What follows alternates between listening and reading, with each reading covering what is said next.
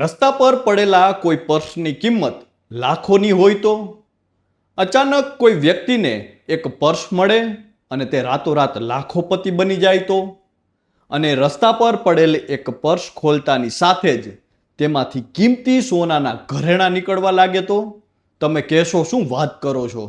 જી હા, આ કોઈ ફિલ્મની કાલ્પનિક કહાની નહીં પરંતુ હકીકતમાં બનેલી ઘટના છે, જેમાં એક વ્યક્તિ કે જેઓ મંદિરમાં પૂજા અર્ચના કરીને ભક્તિભાવથી પોતાનું જીવન જીવી રહ્યા છે અને હાલમાં જ તેઓ દરરોજની જેમ મંદિર પાસેથી જઈ રહ્યા હતા ત્યારે તેમને એક નીચે પડેલું પર્સ દેખાયું.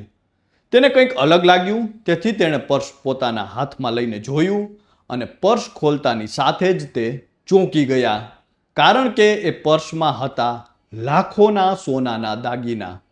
અને બાદમાં તો જે થયું તે સાંભળીને તમે પણ આશ્ચર્યચકિત થઈ જશો. નમસ્કાર, આપની સાથે હું છું કૃપાલસિંહ જાડેજા અને હાલમાં જ રસ્તા પર પડેલા પર્સમાંથી નીકળેલા લાખોના કિંમતી ઘરેણાં અને તે બાદ જે થયું તે સમગ્ર ઘટના વિશે વિગતે વાત કરીએ. વાત ગુજરાતી પર. 6 જૂન અને શનિવારનો દિવસ હતો. સવારનો સમય અને હિમાચલ પ્રદેશના સિરમૌર જિલ્લાના ચૂડધરમાં એક શિખર પરના મંદિરમાં ભક્તિભાવનું વાતાવરણ હતું. દરરોજની જેમ જ લોકો આ મંદિરે દર્શનાર્થે પહોંચી ગયા હતા. ત્યાં જ પૂજા કરનારા એક વ્યક્તિને મંદિરની ટોચ પાસે પડેલું એક પર્સ દેખાયું. તેમને કંઈક અલગ લાગ્યું, તેથી તેમણે તે પર્સ ખોલીને જોયું અને તે જોતાની સાથે જ તેઓ ચોંકી જાય છે, કારણ કે તે પર્સમાં અન્ય કોઈ વસ્તુ નહીં પરંતુ તેમાં હતા સોનાની વીંટી, મંગળસૂત્ર, પેન્ડન્ટ અને લોકેટ સહિતના આશરે 5 લાખ રૂપિયાના કિંમતી દાગીના અને સાથે જ 7,910 રૂપિયા રોકડા હતા.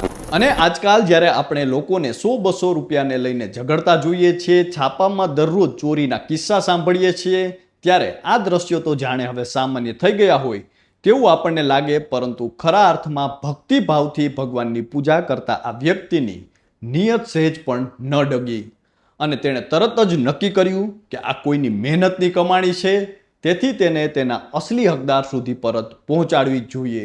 એક ક્ષણનો પણ વિલંબ કર્યા વગર તેમણે આ પર્સ ચેક કર્યું અને તેના માલિકનું કોઈ ઓળખ કાર્ડ છે કે કેમ, પરંતુ પર્સમાં કોઈ ઓળખપત્ર કે અન્ય દસ્તાવેજો ન મળ્યા જેનાથી તેના માલિકની ઓળખ થઈ શકે. તેથી સાચા માલિકને શોધવો એ પણ હવે એક પડકાર હતો.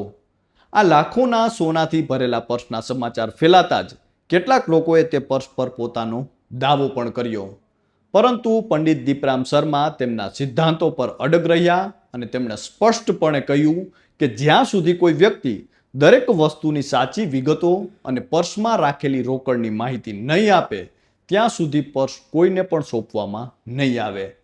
આ એટલા માટે કે આ કિંમતી ઘરેણાં તેના સાચા માલિક પાસે જ પહોંચે.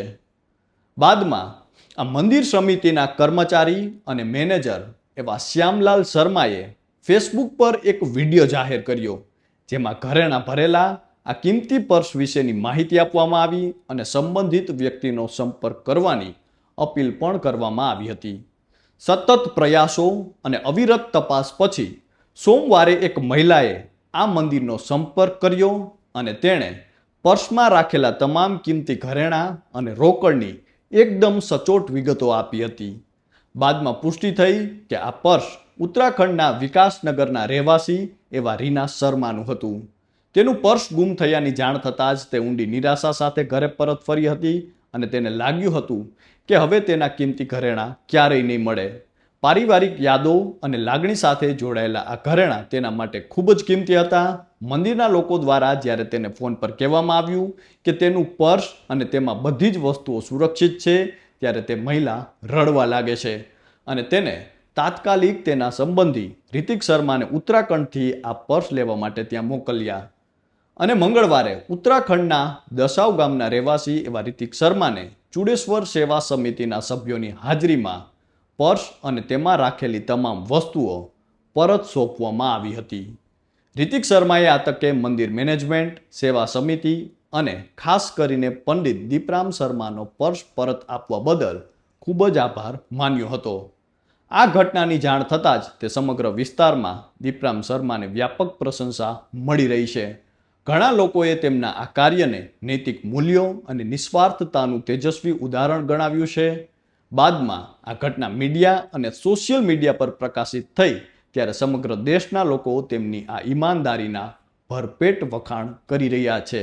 આજકાલ આપણે જોઈ રહ્યા છીએ કે એવા અનેક ગુનાના કિસ્સાઓ બનતા હોય છે, ત્યારે કોઈક એવા કિસ્સાઓ પણ હોય છે જે ઈમાનદારીનો દીપક આજે પણ ઝળહળતો રાખીને ક્યાંક ને ક્યાંક જોવા મળતા હોય છે. ત્યારે આવા કિસ્સાઓને પણ લોકો સુધી પહોંચાડવા જોઈએ અને એટલા માટે જ મીડિયા અને સોશિયલ મીડિયા પર આ ઘટના પ્રકાશિત થતાં જ લોકો ભરપૂર વખાણ કરી રહ્યા છે. આપ સૌ કોઈ આ અંગે શું માનો છો તે કોમેન્ટ કરીને અમને જરૂરથી જણાવજો. તો હાલ બસ આટલું જ. ફરી મળતા રહીશું વાત ગુજરાતી પર.